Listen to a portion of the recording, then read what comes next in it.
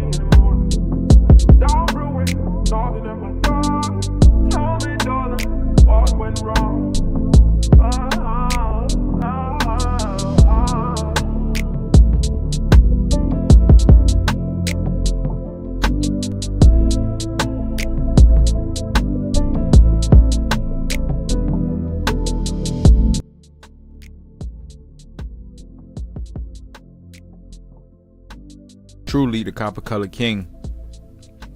If you might be interested, just make sure you hit me in the DM, man, at Copper Color King with 2 G's at Copper Colored Productions. Everything copper colored, bro. Everything copper colored. But yeah, man, more or less, man, like, comment, and subscribe. Run them numbers up. We back with another banger, man. Make sure you like, comment, and subscribe. Click that notification bell to stay up to date on all content. Stay plugged in like a extension cord. We've been talking about the Indian slavery in Louisiana, preferably the French colonies, bro. And well, in addition to the enslavement, we know, as per this author, H.B. Cushman, that a lot of these Choctaw, Chickasaw, Natchez, Creek, a lot of these aboriginals, you know, they had the belief in the one great spirit.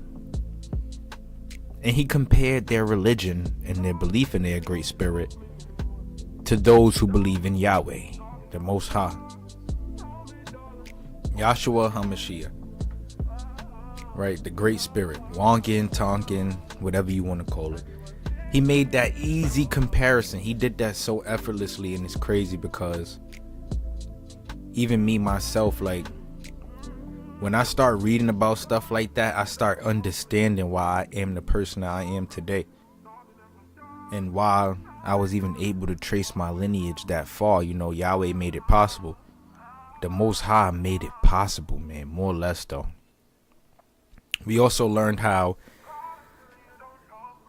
the enslavement of the aboriginals in the North American mainland, you know, it passed through a couple hands. You know, it passed through the Spanish, and then from the Spanish to the French, then from the French back to the Spanish, and then the British got involved.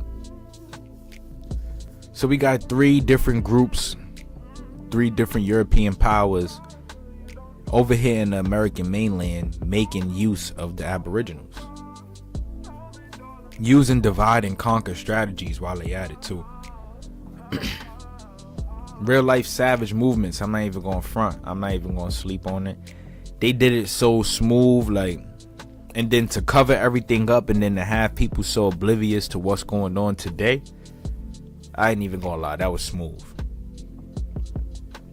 That was real smooth. We learned that they had terms like sangmele, a franchi, which is one that I'm going to introduce to you guys today. A franchi, sangmele, you know, that's basically a mulatto, referring to a half-breed, you know, somebody who could be black and Indian, I mean African and Indian, so to say, European and Indian, you know, but still remaining under that black moniker because of the color of their skin. But we're gonna go even deeper today, right? What I'm gonna talk about really today is the history, the pure history, the upbringing, where these people came from, where these Choctaw and Chickasaw Indians might have come from, where these Natchez and Seminole and Creek Indians, where they might have come from, but mainly just the Choctaw and Chickasaw. This story is gonna be a good one. I'm not even gonna front. I need y'all to stay tuned in for this one. We're gonna sway a little bit away from the enslavement, and we're gonna sway more towards the historical documents that they have regarding these people and where they come from, my G. For those who don't know, I'm gonna let y'all know right now, there is such thing as an Asiatic Negro. There is such thing as a chinky-eyed Negro, and they all over the world in different places, in addition to the, you know, the Negroid looking Negroes, if that makes sense. You feel me? So to learn about where these people come from, to connect the dots, you know, it just adds more meaning and more definition to the whole copper colored theory, you know, behind the fact that these people are our ancestors. They are considered what would be considered to be black people. More or less, though, before I even jump into it, I just wanted to bring this to you guys right here. I thought this was extremely beautiful. These are some Choctaw, Mississippi Indians, Louisiana Indians singing in memory of the Trail of Tears. Just bringing that ancestry to life. Let's check it out.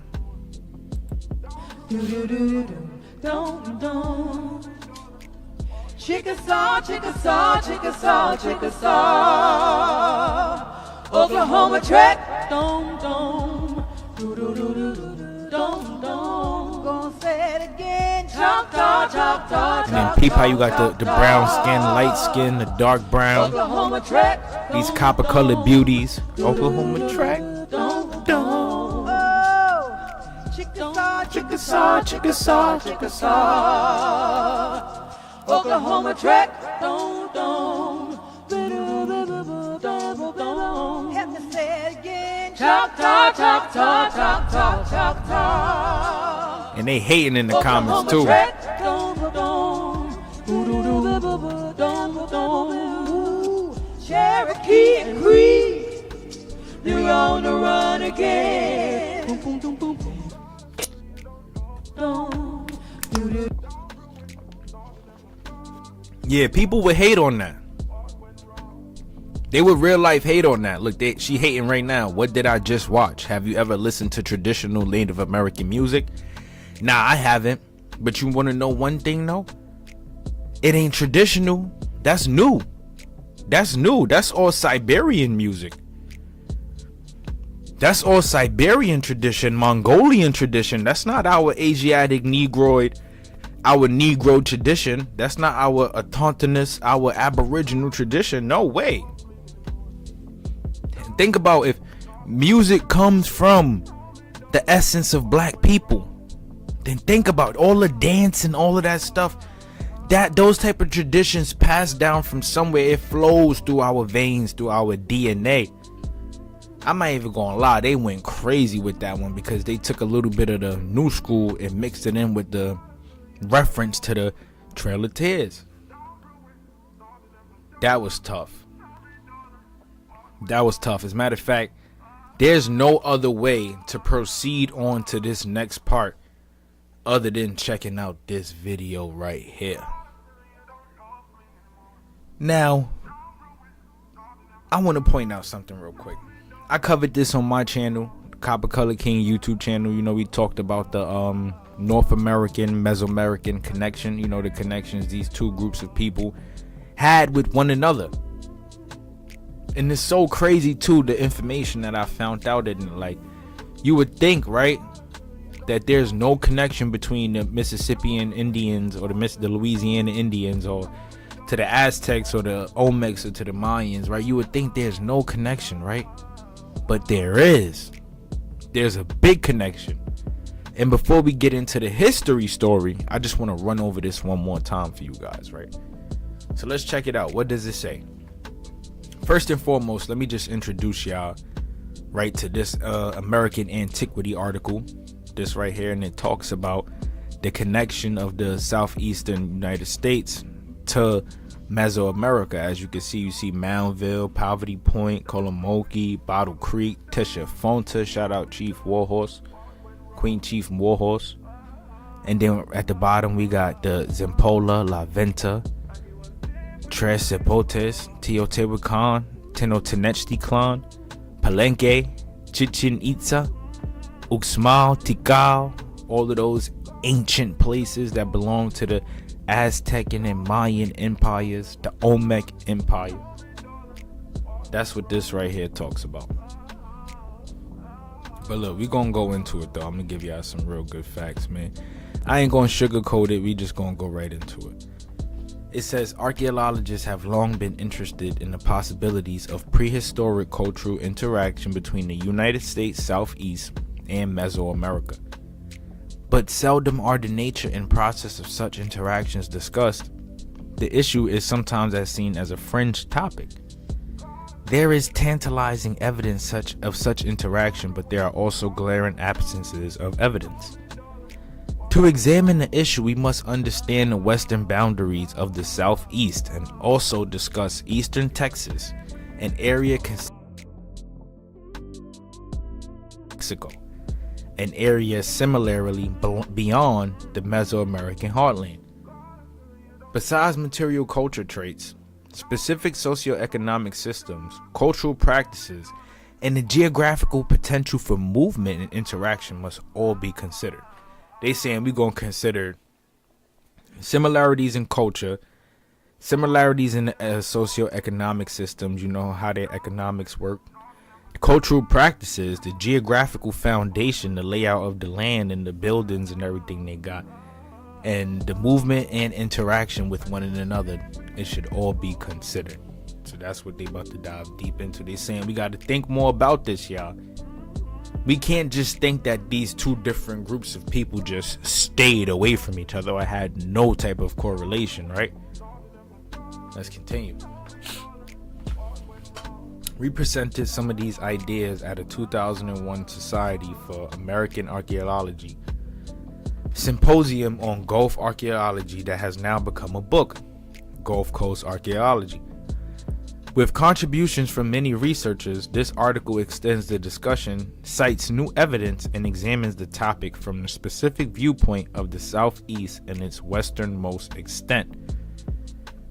We suggest that there were common cultural and environmental foundations and sporadic long-distance interactions between the Southeast and Mesoamerica, with closer relationships and interaction between the lower Texas coast and northeastern Mexico. They basically saying that they believe that this was common, that these people were interacting with each other on the regular, not just like on some like here and there, like nah. They was interacting with each other on the regular, right? And I could probably try to find a part where it speaks specifically about the things that they're finding that are similar. All right, let's start right here. Maize appeared in the eastern United States over 2,000 years ago. It was already in the Southwest between 4,000 and 3,500 years ago. Well, that could be capped too, because we know maize is the crop that most people talk about in their creation stories that helped develop their civilization. So when they say appeared in eastern United States, it could be that these people brought it over, you know, or just exchanged the idea of how to grow it with the next group of people. About 2,000 more years were needed for it to change from a casual or supplemental resource to a staple there. Genetic studies suggest that the southwestern maize was carried eastward across the plains to become ancestral to the eastern forms. But in the southeast, there is greater genetic variability in different strains of maize, possibly indicating more direct connections with Mexican varieties, comparing the corn and the maize. basically saying that the different strains of it is similar to the varieties of Mexican corn. No matter how it arrived, maize had to be brought to the Southeast in human hands. Right? This is important because we're going to talk about, like I said, the creation story of the Choctaws and the Chickasaws. This is important. So let's remember that they saying how it had to be exchanged from Mexican hands, basically the southeastern United States hands, basically saying that they brought it over and was like, hey, look, you guys, we got this stuff called corn. We'd like to trade it with y'all, whatever the case may be.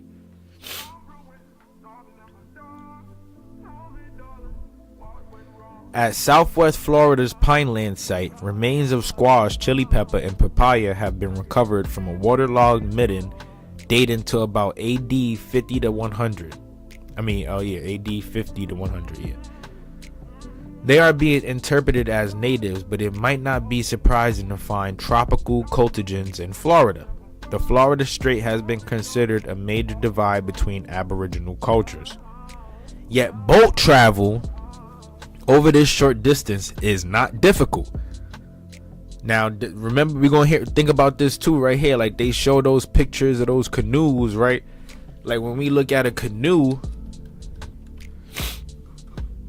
they show us this. This is what basically they were saying, that these Indians were traveling these small little kayak canoes, whatever the case may be. Let's try to get it more accurate real quick. Look, an Indian canoe. These small little canoes, which is cap. The boats they were traveling on were 10 times bigger than these. 10 times bigger than these. So, I mean, when they talking about the travel, sorry, I went a little bit too heavy. I ain't gonna lie, I should never let y'all see that. But yeah, when they talking about boat travel wasn't wasn't difficult. Just think about how many boats and how big these boats and the legions of warriors and stuff that's being brought over or traveling with these different crops of corn and squash and papaya, whatever the case may be, to exchange, right? They saying it's not difficult. I don't believe it was either. I believe they did it on a high efficient level. You get what I'm saying? So today, people regularly make it from Miami to Cuba floating in inner tubes or other marginal craft. Similarities are seen between native languages of Florida and South America. But Florida is also considered culturally outside the prehistoric Southeast, and such connections have not been explored in detail. You know, that's crazy too, because the Indians in Florida, the Timucuans, or whatever the case may be, they had a completely different lifestyle from the other southeastern United States tribes. Even in terms of their creation story and who they believed in, they were sun worshippers. These Florida Indians, they were sun worshippers, from what I read. Let's continue though. And sorry, y'all, I'm a little stuffy. There is a long history of documenting similarities in artifact design motifs, iconography, symbols, and styles between Mesoamerica and the Southeast Mississippians. Some comparison list general traits, others note specific artifacts or designs. For example, the Choctaw style pots in the Mississippi Valley, or iconography at the Etowah Mounds in Georgia. Carved in the shells, ceramics, or other media motifs and combined elements include scrolls, spirals, snakes, feathered serpents, Quetzalcoatl, the feathered serpent. Who is the feathered serpent? The feathered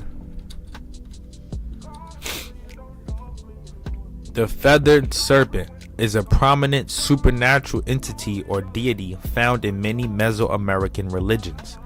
It is still called Quetzalcoatl among the Aztecs, the Kukulkan, and the Yucatec Maya. The Yucatec Maya and the Maya. And basically, the feathered serpent, you know, I don't really know too much about the religious connections to the feathered serpent or the spiritual connections to it, whatever the case may be. I'm still doing the informational research on stuff like that right now myself. But what they're saying here is that these feathered serpents, these depictions of the feathered serpent and stuff like that, just add that onto the list of the different connections and stuff that they got, right? Crosses or swastikas inside circles, beaded forelocks and hair knots, trophy skulls, winged dancers, long-nosed gods, birds and other animals, and many additional designs. Common artifacts and features have included copper ear ornaments, pipes, carnated vessels, negative painting, and similar burial customs involving skull caches, frontolamboidal cranial deformation, shell gorgets, effigy vessels, camellia pendants, and other shell jewelry, greenstone celts, and of course truncated pyramids and plazas. Let's get a... Oh, alright, I can't do much with that. It's okay, sorry. What else? Since the work of Elkholm, researchers have looked specifically at material similarities between the Huastecas era of northeastern Mexico and the Caddo region of the southeast, northeast Texas, northwest Louisiana, southwest Arkansas, and southeast Oklahoma, to hypothesize different cultural connections. So they basically saying that there's so many different cultural connections that we could count from the Caddo people to the Huastecan people of northeast Mexico and the southeast of the United States. They're saying that it's effigy vessels, skull caches, pipes, copper ear ornaments, and then we got the feathered serpent depictions, scrolls, spirals, mad different stuff basically that they saying that's in the southeast of the United States and over here, down there in Mexico. Check this out right here. Let's look at the diagram. Feathered figures from the southeast in Mexico, upper left from Spiral, Oklahoma, right from northern Veracruz, Mexico. Right? So these figures pretty much are all different things that they find in Mexico and that they find in the southeast of the United States. Look, this one is crazy too. This is supposed to be like the feathered serpent one. The feathered serpent. You see the feathers and then you see the serpent. Basically his arms is being in a depiction of the snake. Stuff like that.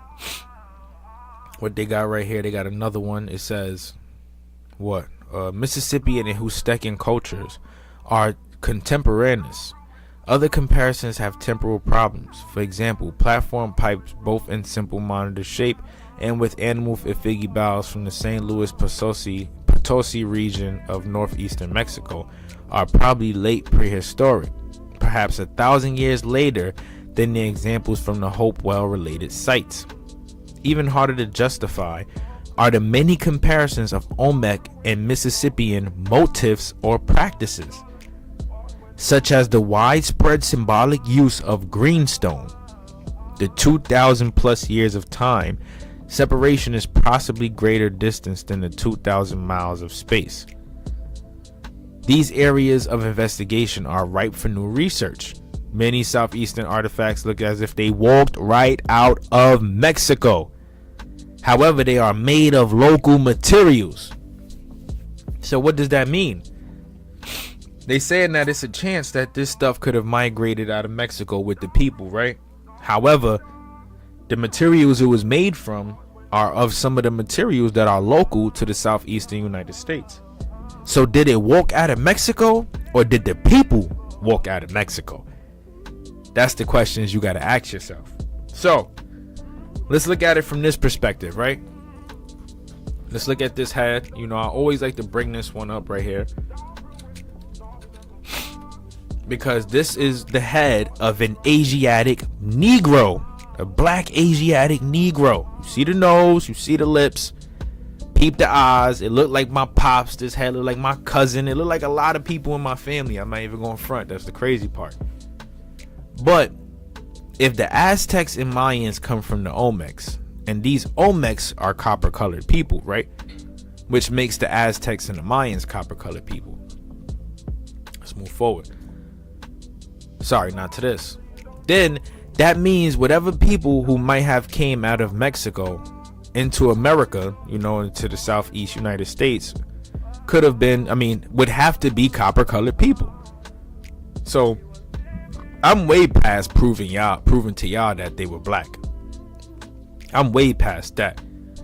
Now what we need to talk about and connect to is the roots, the stories behind this stuff, just figuring out who we are so that we can identify more with our truest self, break that black barrier, because when they tell us that we black, they associate that with slavery and unhealthy eating and so many other things. We add more to the culture, but it's still stuff that I'ma honestly say I would want to replace. Let's take something from what we got back during these times and then incorporate that into our lives today. For example, if my ancestral tribe believed in the Great Spirit, Yahweh, then it's only right I follow suit. There's only one Most High. There's only one God. And there's only one way of living. We fast. We eat healthy foods. We celebrate the harvest. The green corn ceremony. And we can't, even though we don't even grow our own food, bet that we eat and consume the top-notch ingredients. No seed oil use, none of that stuff, man. Stay healthy, be in the gym, exercise, read, increase your intellectual mind state, stuff like that. Become one with yourself. Those are things that I'm basically saying, we can incorporate into our lifestyle today. But look, check this out. Locations of obsidian finds in the eastern United States with source locations. So they finding this stuff all through Mesoamerica, all the way up the Mississippi River Valley area, basically. Right? This is where the Mississippian people would have been. That's why making this connection is crazy, bro. And look, I'm gonna go into another part for y'all too after we get into the story or whatever the case may be. Let's move forward though. So we back in the book. We are back in the book. What's this one? The history of the Choctaw, Chickasaw, the Natchez. And for those who want the title of the book, it's this bad boy right here. Screenshot, do whatever you gotta do. Get you the name of the book so you can read it yourself. It's a really good book. Let's continue. So in this part, basically, it talks about the traditional history of the Choctaw and the Chickasaws. Why they separated, where they come from, who they are, what overall group of people do they belong to, how they even ended up in the southeastern United States. They're gonna get into a lot. So I need y'all to follow, man. Like I said, remember those parts that I mentioned from that book, how they spoke about people being able to travel in the water easily, from Cuba to Florida, in their canoes, the canoes that are really bigger than what they show us. Think about that map of the obsidian, how that was going all the way from Mesoamerica up the Mississippi River Valley area. Listen to this. Let's check this out. So this says, the ancient traditional history of the Choctaws and Chickasaws, the former signifying separation and the latter rebellion. Separation and rebellion from the Muskogees, now known as Creeks, who according to tradition were once of one tribe before their migration from some distant country far to the west. Now we all know that the Muskogee tribe, the Muskogee band, is what all of these people were once known as once upon a time. We know that, but they just confirmed it for us, right? But let's see where these people come from. Yeah, some distant country far to the west, to their ancient domain east of the Mississippi River, which is more than Du Bois Authority claims for them a Mexican origin and a migration from that country at some remote period in the past under the leadership of two brothers, respectively named Choctaw and Chickasaw, both noted and influential chiefs to their possessions east of the Mississippi. Boom, look. And what makes this even crazy is that the tribes that we know them as were named after two brothers.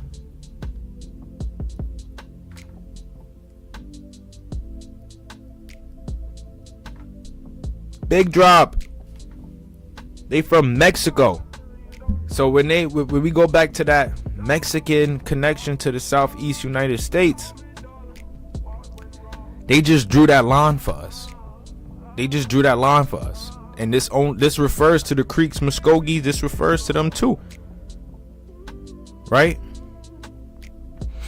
James Adair in his American Indians says the Choctaws and Chickasaws descended from a people called the Chickamaugas, who were among the first inhabitants of the Mexican Empire, and at an ancient period wandered east with the tribe of Indians called the Choctaw, and finally crossed the Mississippi River with a force of 10,000 warriors. They mobbed to the United States. And what they were running from, Lord knows, right? Lord knows, because at this time, if the only thing that we know is that the Spanish invaded the Aztec and Mayan, the Olmec, they invaded over there. We don't know what happened prior to this. I read and I saw in a video, and you guys could confirm this for me in the comment section below, that once upon a time, the Kangate, the Mongols, made their way over here to the United States via the Bering Strait area, which is 100% possible because we know they were good. They knew how to travel on water. They had a beastie navy, and then even now we see, right, the new age Native Americans, they kind of look like Mongols. They don't look like Asiatic Negroes, like these Olmec stone heads. They don't look like them. And then we also read in this same book, right, that they said that these people were of a dark skin complexion. So could the Choctaw and could the Chickamaugas be descendant peoples of the Olmec, the great Olmec nation? This even draws us closer to our brothers and sisters over in Africa, because this connects us back to our Moorish ancestry. The belief that melanated people were the ones who civilized mankind, because we came from man.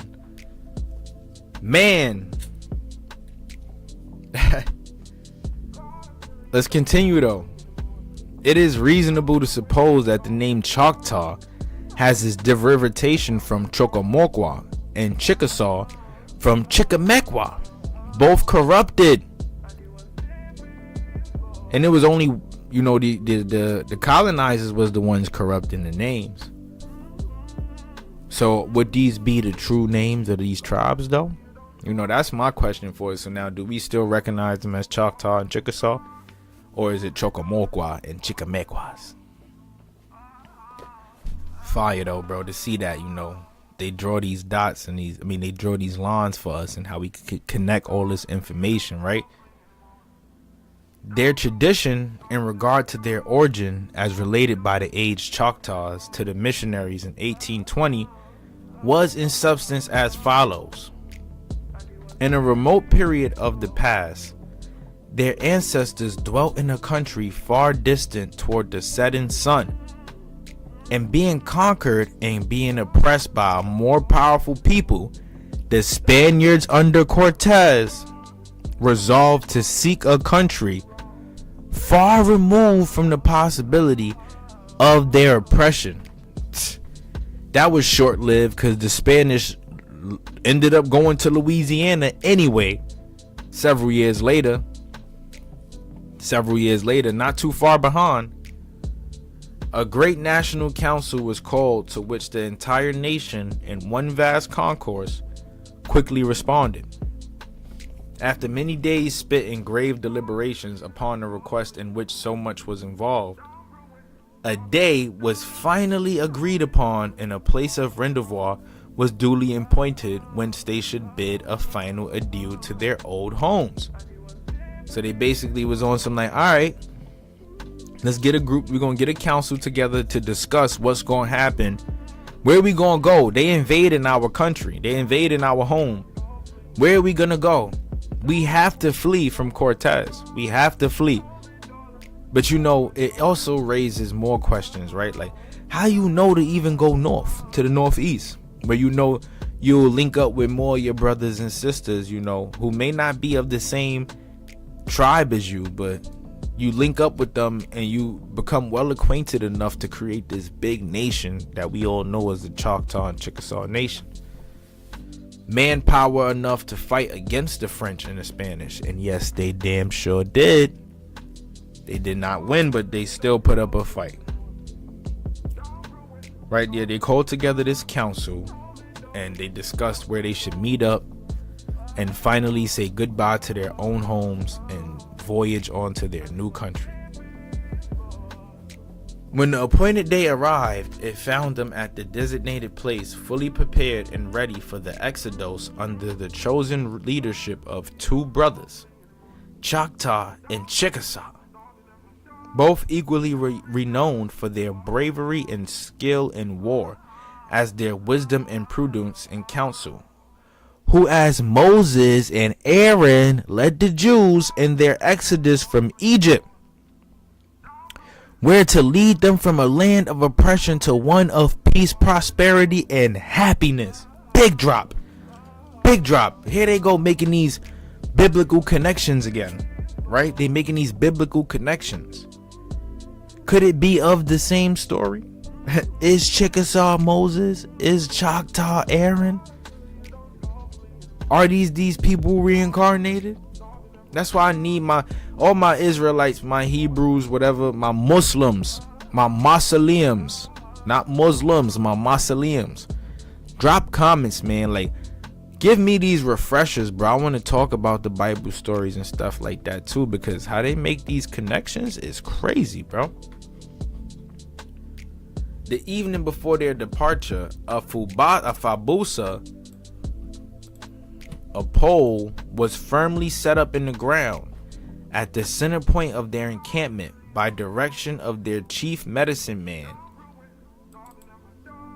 Their chief medicine man and prophet, whose wisdom in matters pertaining to things supernatural was unquestioned, and to whom after many days fasting and supplication, the great spirit Yahweh had revealed that the Fabusa would indicate on the following morning the direction they should march by its leaning. And as the star led the Magi to where the world's infant redeemer and savior sweetly repossessed, so the leaning pole on each returning morn would indicate the direction they must travel day by day until they reached the sought and desired haven, when on the following morn it would there and then remain as erect as it had been placed the evening before. At the early dawn of the following morn, many solicitous eyes were turned to the silent but prophetic Fabusa. Lo, it leaned to the east enough. Without hesitation or delay, the mighty host began its line of march towards the rising sun, and followed each day the morning directions given by the talismanic pole, which was borne by day at the head of the moving multitude, and set up at each returning evening in the center of the encampment, alternately by the two renowned chiefs and brothers, Choctaw and Chickasaw. So they used this Fabusa, right, this pole, and depending on what direction that this pole leaned in, that's the direction that they would have traveled to find their desired haven. That's what it was, though. It was a Fabusa. And they was using the Great Spirit, the energy of the Great Spirit. They said the Great Spirit had revealed that the Fabusa would indicate on the following morning the direction they should march. So basically they saying that Yahweh used his almighty powers to sway the Fabusa east, and that was the direction they traveled. But here's the thing, also, if they went east, could they have traveled by foot, or did they travel by boat? I'm guessing we're gonna find out. I read more of this though. For weeks and months they journeyed towards the east as directed by the undeviating Fabusa, passing over the wide extended plains and through the vast forests and abounding with game of many varieties, seemingly undisturbed before by the presence of man, from which their skillful hunters bountifully supplied their daily wants. Gladly would they have accepted as their future asylum, basically saying that they came upon the forest and it was full with game, that none of this stuff was yet touched or disturbed by man. It was like an empty country. Man has not invaded the southeast of the United States at this point, and now we see this land as beautiful, as bountiful. Yeah, we about to settle here. That was the plan, basically. That's what they were saying. Many parts of the country through which they traveled but were forbidden, as each returning morn the unrelenting pole still gave its silent but comprehended command. Eastward and onward, they shouted, basically.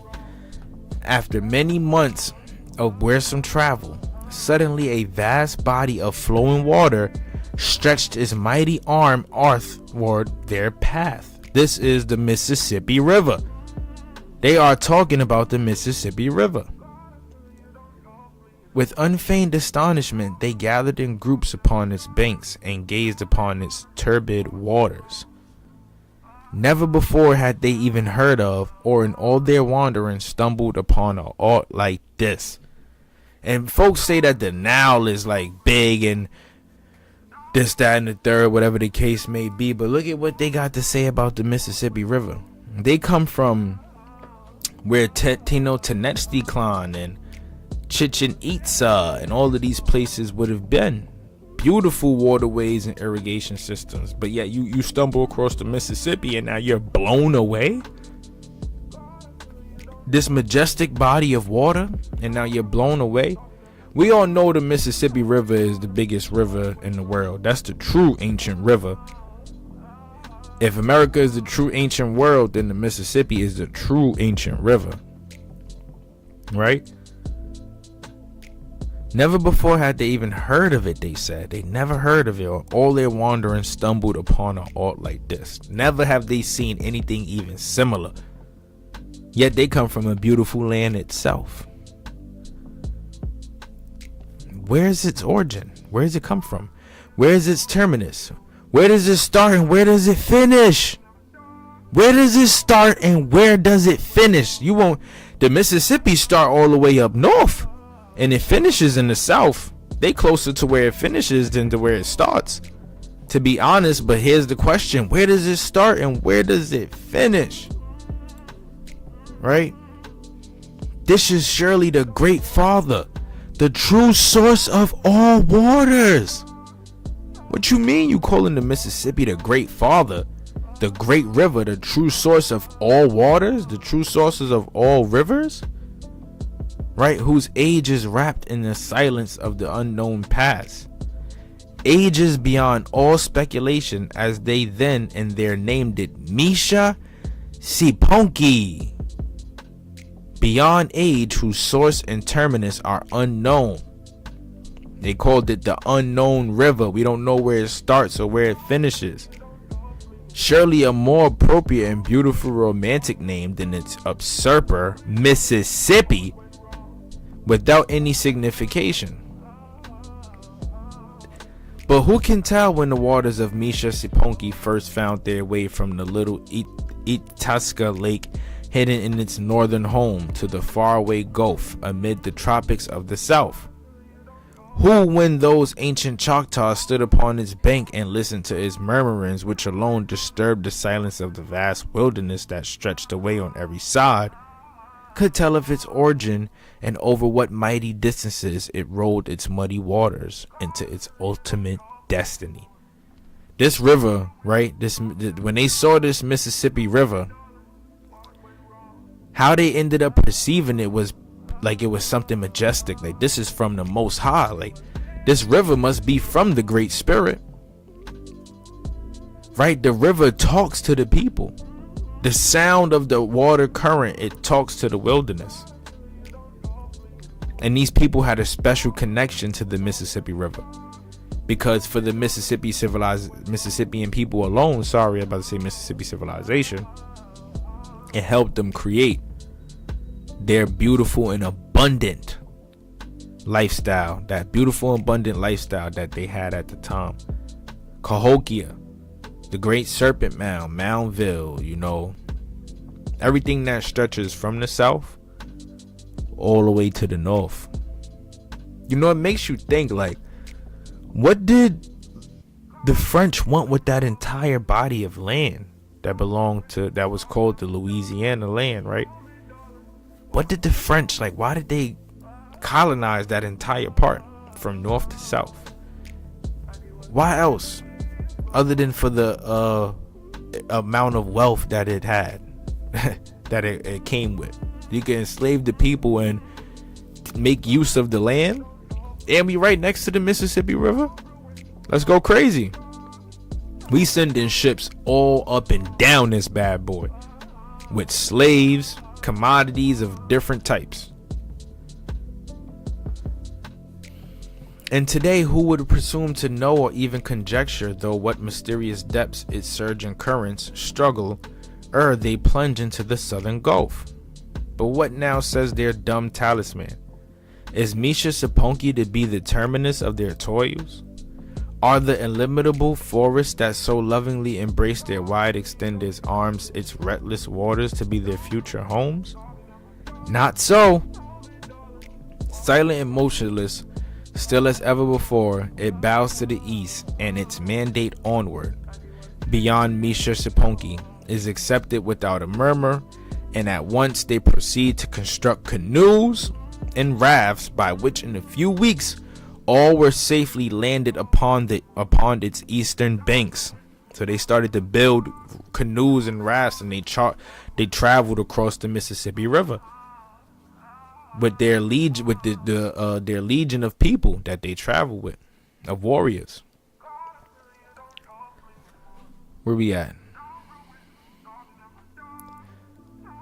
Right, so I'm slow as hell. Whence again was resumed their eastward march, and so continued until they stood upon the western banks of the Yazoo River, and once more encamped for the night, and had been done for many months before, ere evening became to unfold her curtains, and twilight had spread all over her majestic light. The Fabusa, now truly their Delphinian oracle, was set up, but the morrow's sun had plainly lit up the eastern horizon. Many anxiously watching eyes that early rested upon this straight, slender, silent form observed it stood erect as when it set up the evening before. And then was borne upon that morning breeze throughout the vast sleeping encampment the joyful acclamation, Foha Hupishino Yak. Foha Hushipishino Yak. I highlighted this because I was going to try to like pronounce it so that I could like become accustomed to what it would have sounded like. This is the language right here though of the Choctaw and Chickasaw people. Right?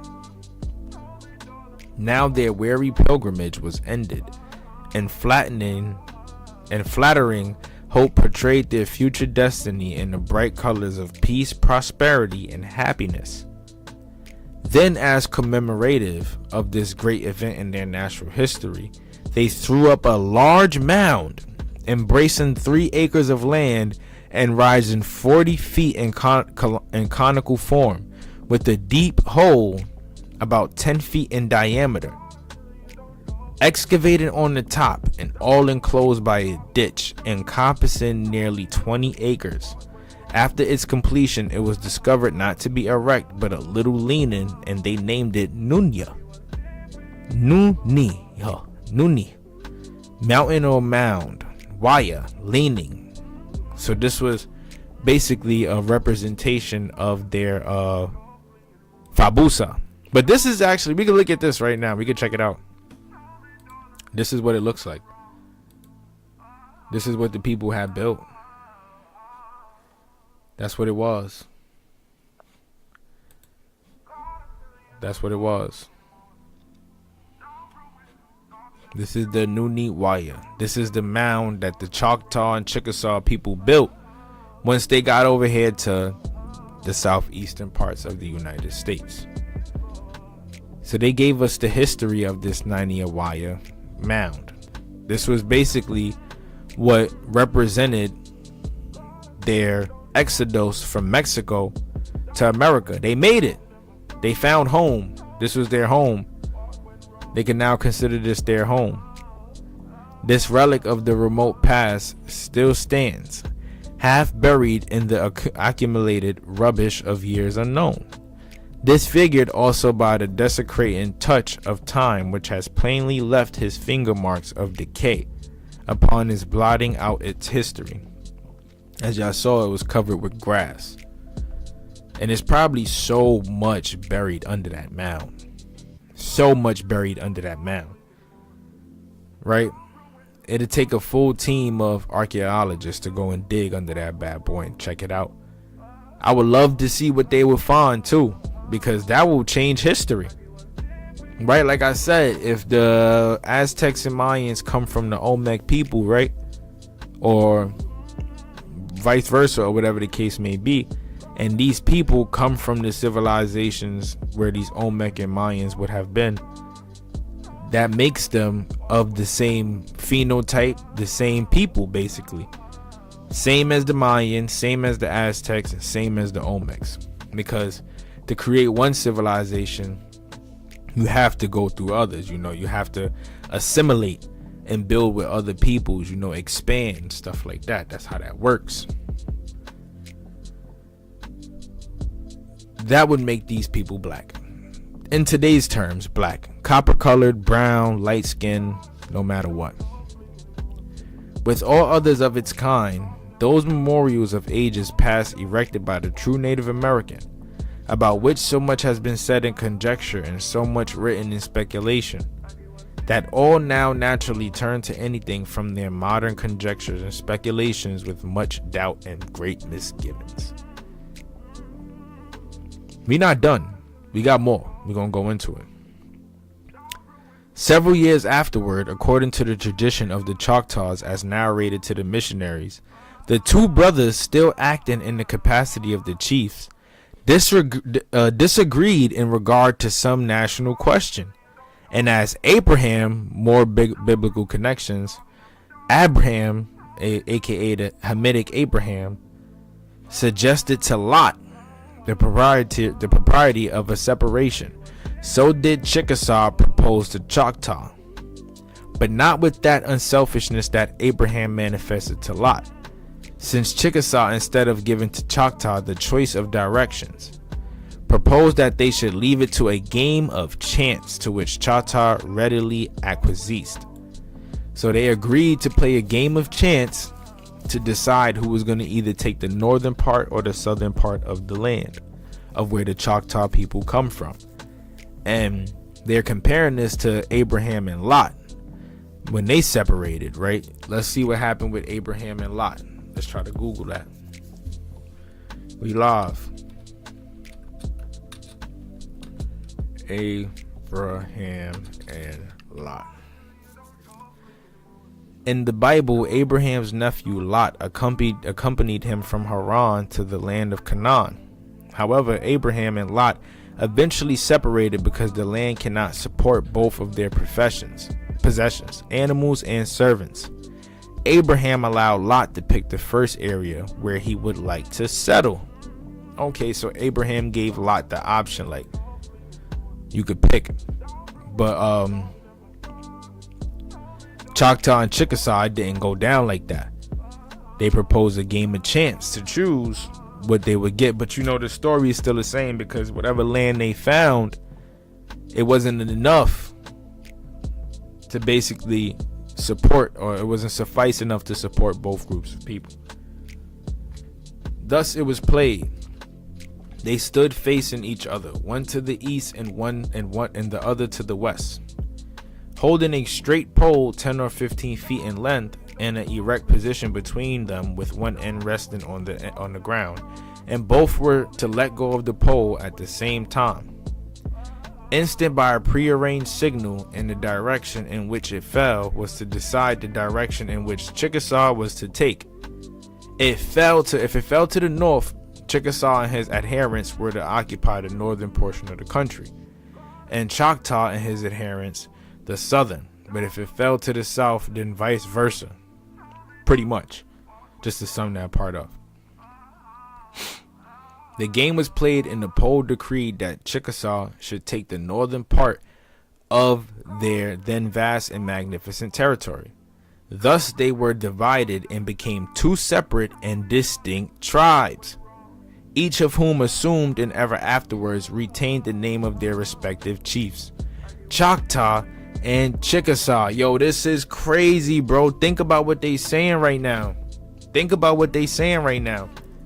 comparing it to Abraham and Lot to start, right? And then they saying these two as brothers. They came over here, and the same story. The land wasn't abundant enough to support both of them, so one person had to take one part, and the other had to take another part. Looking at it today, you see the Chickasaws and the Choctaws placed right next to each other, but one above the other pretty much. And this is before the Trail of Tears, because now their nations and everything are just punched all the way in Oklahoma. They stuffed into Oklahoma. The new nations, not the old Chickasaws and Choctaws, the new ones. The ancient traditions of the Cherokee, as well as the ancient traditions of the Muskogee and Natchez, also point back to Mexico as the country from which they, in a period of long past, moved to their ancient possessions of the east of the Mississippi River. So all five of these people come from Mexico, basically, is what they're saying.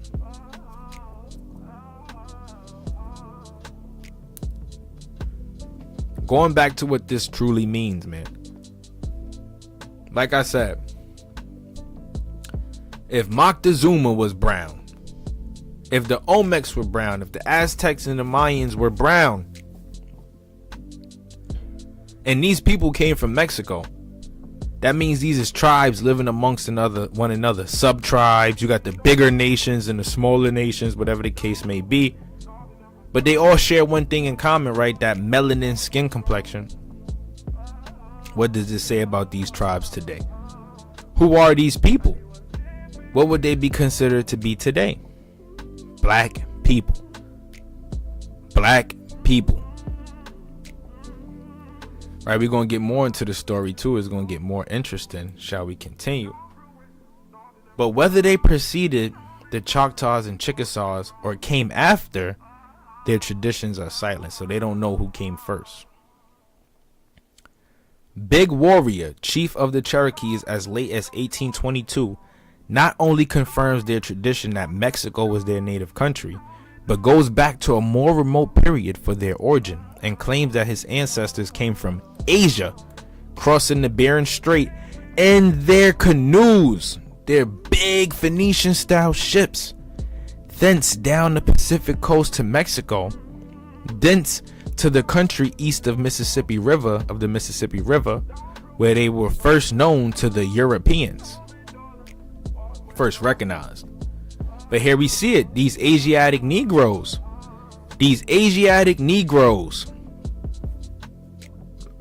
not Asians, not Chinese people,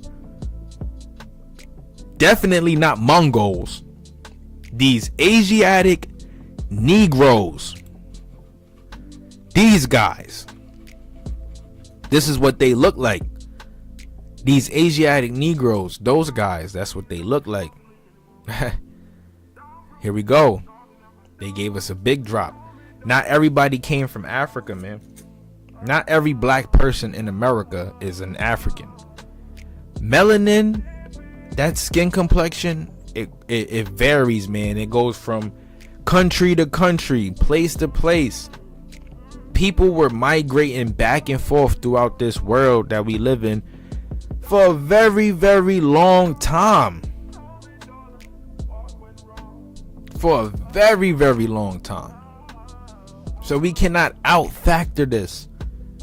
A lot of us got ancestors with chinky eyes. People say my sister, my cousin, they look like they got Chinese in them. But truth is, as we did the ancestral research, there is not one Chinese person in that DNA. But we got them Choctaws, though. We got them Choctaws. We got them Chickasaws. Multiple tribes. So we see where that phenotype come from. The big nose, the big lips. Only one group of people are known to look like that.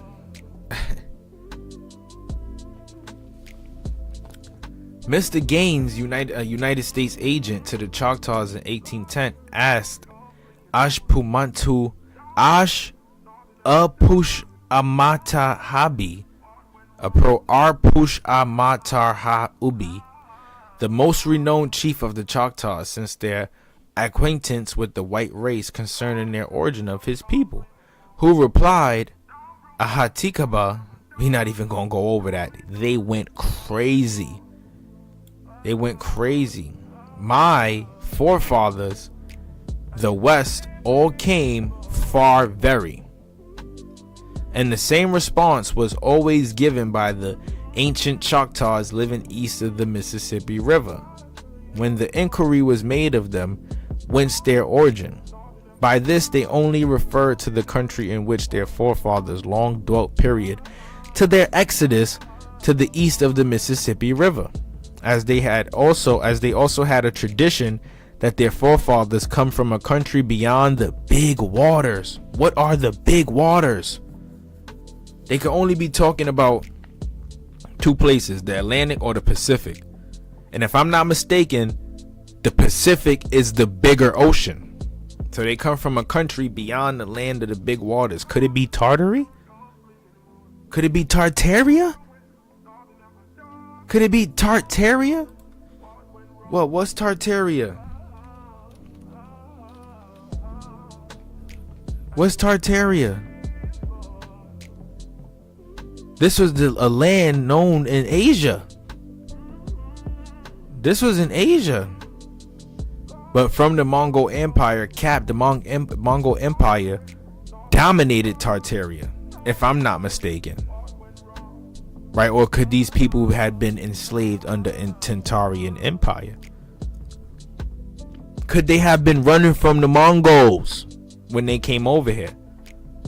Even though the chances of them coming over here at that time is slim, definitely came over here around that BC era, right? But to even think about that, right? Coming from the across the Pacific Ocean, Asiatic Negroes. When you even think about the quote-unquote out of Africa theory, there could be a possibility where that lies within that.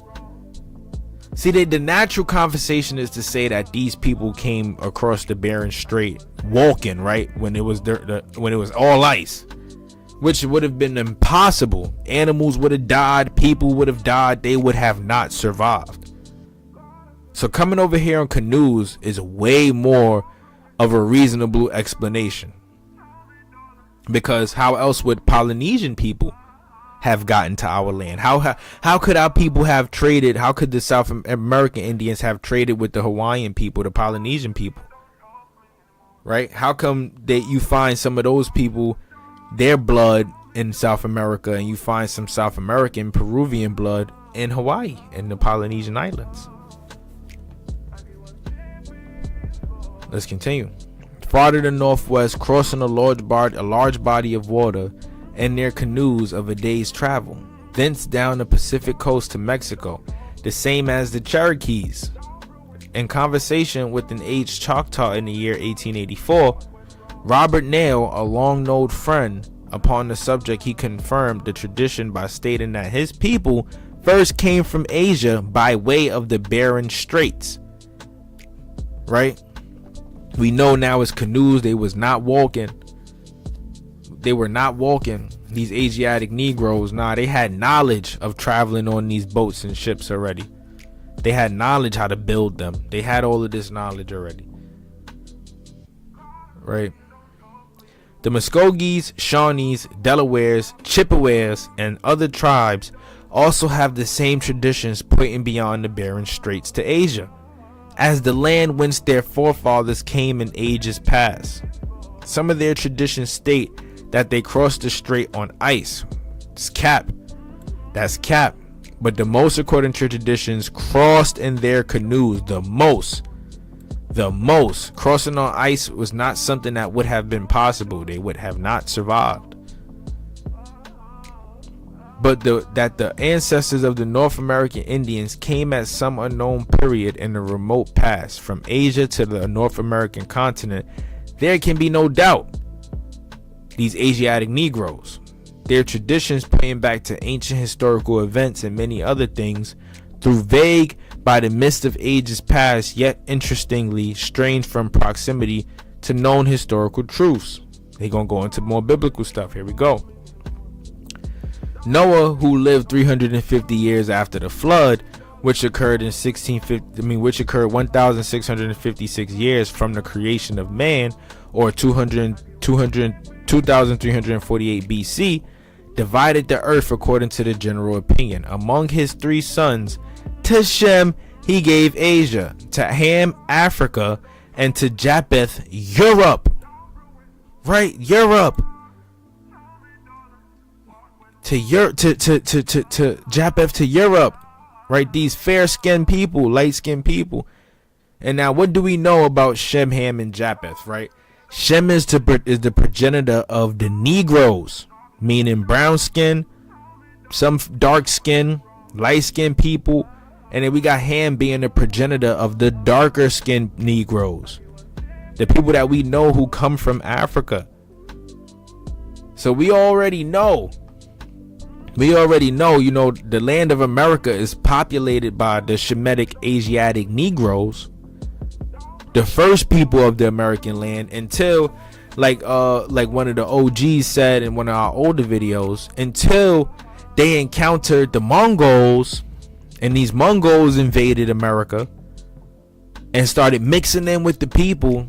Now you have Indians who look like this.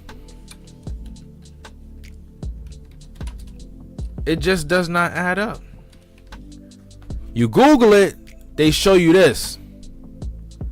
That's a Mongol. That is not a Native American. Look at it. Matter of fact, yeah, they could keep the term Native American. They could have it. You see, because they ain't like the Asiatic Negroes, right? The original copper-colored people of the Americas.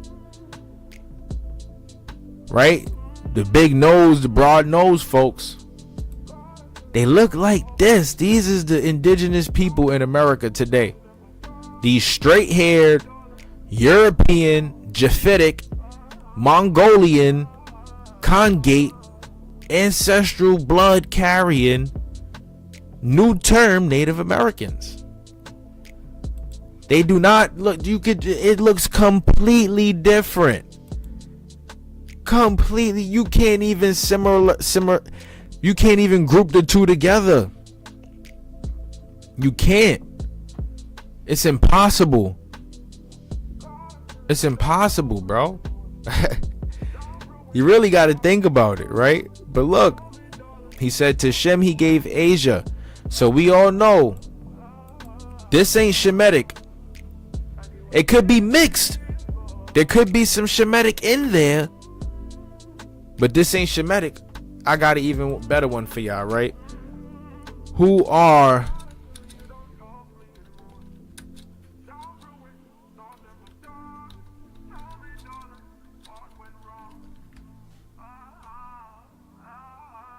sorry, not descendants. I tweaked.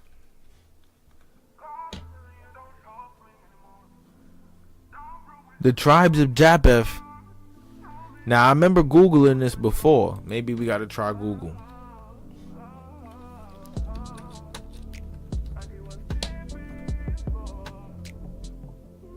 Magog, Mongolians.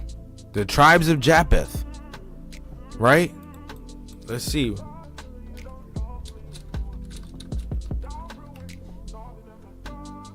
Islamic traditions also tends to identify the descendants of Japheth as including the Turks, Khazars, Chinese, Mongols, and Slavic people.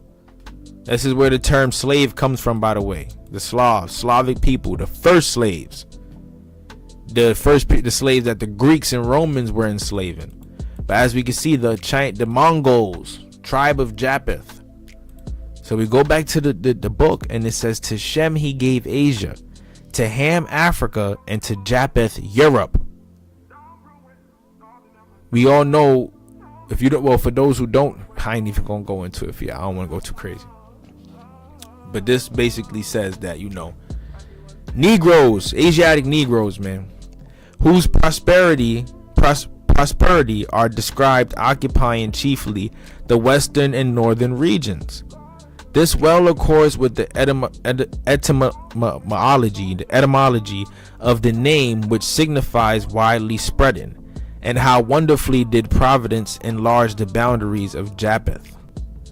His posterity diverged eastward and westward from the original settlement in Armenia through the whole extent of Asia, north of the great range of Taurus, distinguished by the general names of Tartaria and Siberia as far as the Eastern Ocean, and in process of time by an easy passage across barren straits over the entire continent, and they spread in the opposite direction throughout the whole of Europe to the Atlantic Ocean, thus literally encompassing the earth within the precincts of the northern temperate zone.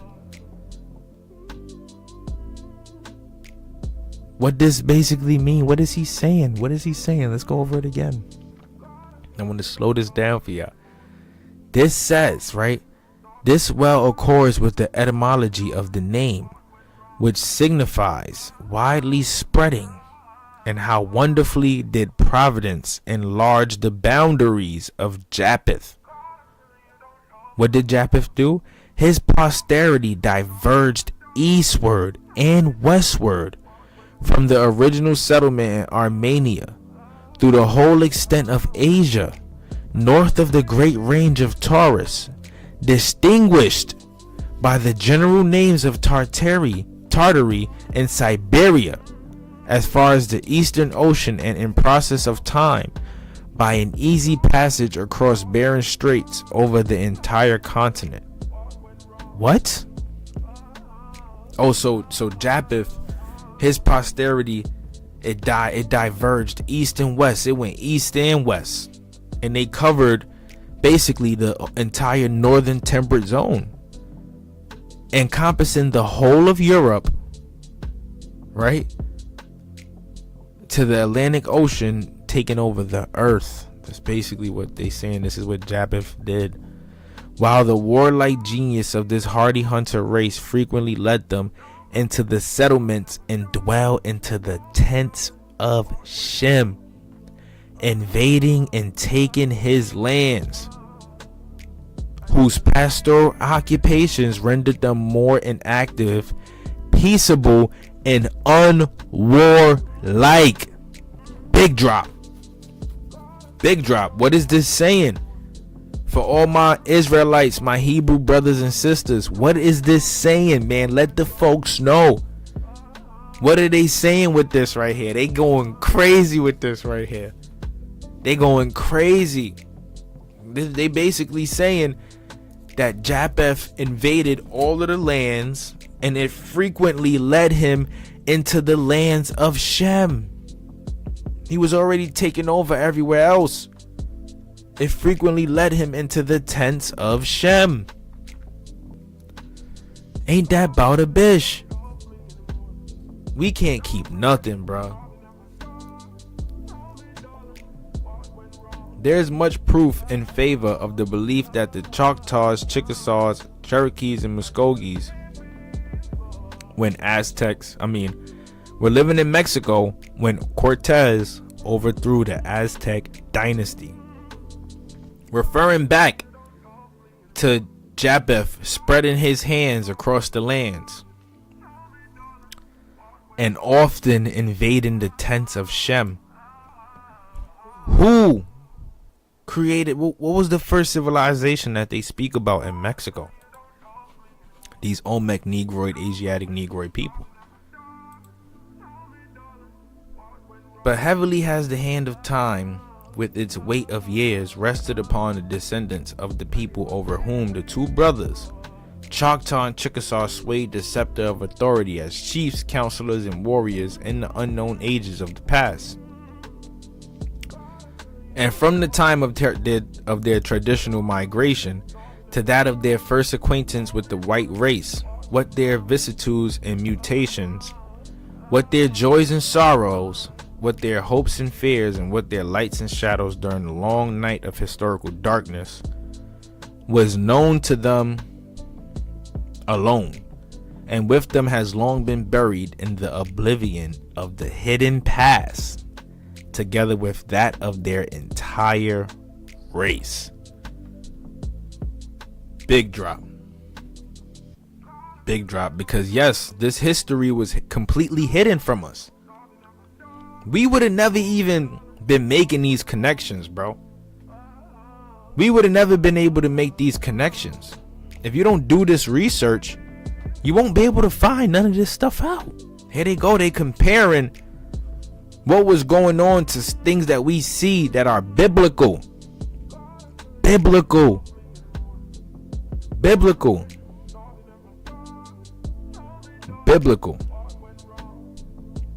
Shem is the progenitor of the Negroes. So what does that say about these Asiatic people who came from Mexico? These Asiatic Negroes. Man, we breaking the black barrier, bro. Breaking the black barrier. Let me go into one more drink for y'all. So, as we continue to do this research on the Choctaw and the Chickasaw and the events of things happening in Louisiana, whatever the case may be, I'm going to continue to, bring y'all information from these articles, that talk about a lot of this stuff. Especially this one right here. This one says something real dope about the Mississippian people, right? This says right here, and I want to go into this part real quick, is extremely interesting because they talking about, the French colonization of Louisiana and the Mississippi area all the way up into Canada or whatever the case may be. As we can see by the map, this being the Spanish, that being the British, the Dutch, the French. Let's check it out though. What does it say? So this is going into Cahokia. Cahokia was the capital of a vast and interconnected native civilization. Located at present-day St. Louis, it spanned approximately 5 square miles and was as large or larger than its contemporary London or Paris. The city's collapsed around 1400 CE. Now, what was happening around 1400 CE?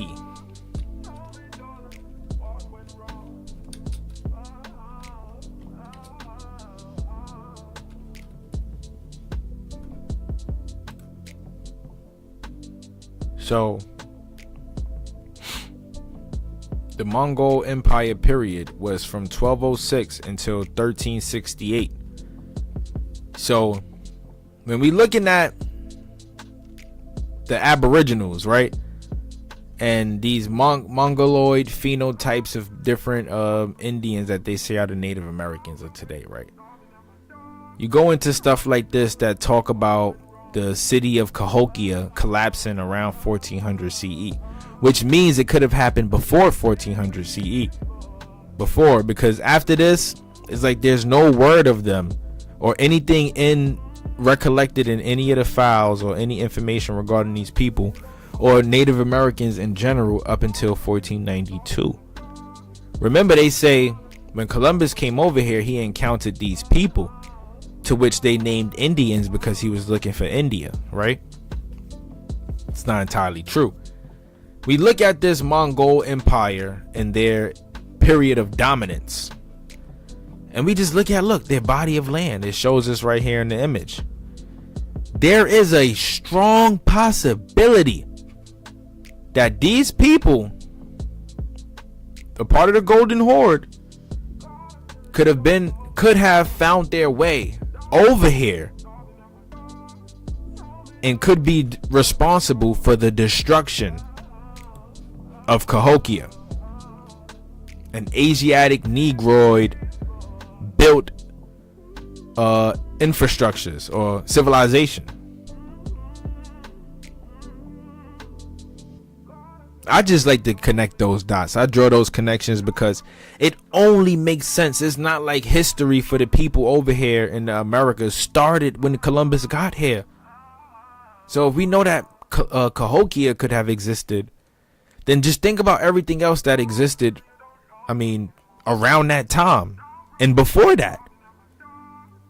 It wasn't up until 1200 CE where there was people in America. It had been people over here.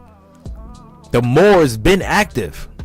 Black people, melanated people been active for years, my brother. And if they saying, right, like he said, to Shem he was given Asia,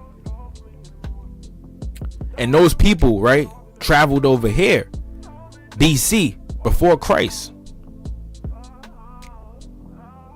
then what does that say? Who does the land belong to? Right? But yeah, the city's collapse, which has been attributed to crop failures, socio-political disorder, war, or even a great fire, has been shown by recent alluvial soil core. A great fire? Who was known to burn shit down? Who was known to burn shit down? These Mongols.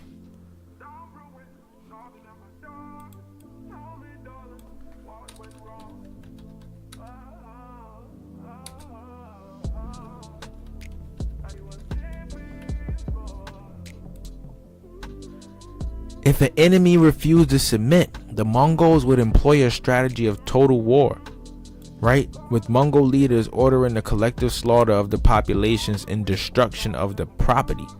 How would they destruct this property? They will burn it down. They will burn it down. Burn it down. Mongols was savages, bruh. These were savages. Has been shown by recent alluvial soil core samples to have been caused in part by a massive flood of the Mississippi River. This sudden floodplain shift impacted population growth and settlement stability. It was a critical factor in the dispersal of the Mississippian peoples right before contact. Echoes of Cahokia and its pre-contact Mississippian cultural practices reverberated long after the empire's decline. But by the time the French arrival in Upper Louisiana, intertribal warfare divided the intercontinental interior. There's a lot going on, man, and I ain't even get through half of this yet for y'all, bro. Half of this yet. Like, this is a whole another article that I got for you. Well, it's the same article that I've been speaking from, but intertwined threads of red and black, the hidden history of the indigenous enslavement in Louisiana. But to be able to connect these dots, like I keep saying, bro, is crazy. Like, you just gotta think about it. You gotta think about it. You just gotta think about it. Like, what the history, right? When we growing up and we was taught about history and we learning about history and everything, whatever the case may be, they not teaching us about like our true history or the biblical history. They don't even teach you what be in the Bible. Honestly, in a regular history class, you will learn stories that don't even relate to anything that exists in the Bible. So let's just say you go into school, you get out of school, you know your history, then you start reading the Bible, you're going to be confused. You're going to be confused. Right? And then when you start getting deeper into it, like the Shemitic, the Hamitic, and the Japhetic and all of that stuff, it will confuse you on a whole other level. Because now we talking about progenitors of different types of peoples. You start learning that the melanated man is the truest man on earth. We are man. We are the etymology of man. Not mankind. Man. And now we see, like, all right, boom, they saying Choctaws, Chickasaws, and these Cherokees and Muskogee Creeks, they came by way of the Bering Strait on canoes, right? Then they say that Shem gave his plot of land. Shem plot of land was Asia. Not Asia Minor, Asia. You still got Hindus and stuff that are dark. The original Indians, the Hindustans, the original people from over there, dark. The original Japanese people, dark. The original Koreans, dark. I really just wanted to talk about this one today because we can't get into the enslavement of the people and stuff like that. We can't continue to make these claims, oh, we got these ties to the Indians, without really understanding where they come from or understanding their backstory and stuff like that. And it's like this for many other tribes. You're going to get into a lot of that. You feel me? But more or less, though, for this Louisiana stuff, I just want to show y'all real quick some things that I'm going to be bringing back to the channel to talk about. Here, what we got here is an article of slavery in Natchez in Louisiana. We got a map from New Orleans all the way up the Mississippi River, out of Louisiana into Mississippi, where the Choctaw and Chickasaw people also resided. This is a whole nother article. And then, in addition to that, we're going to be talking about the era of Reconstruction.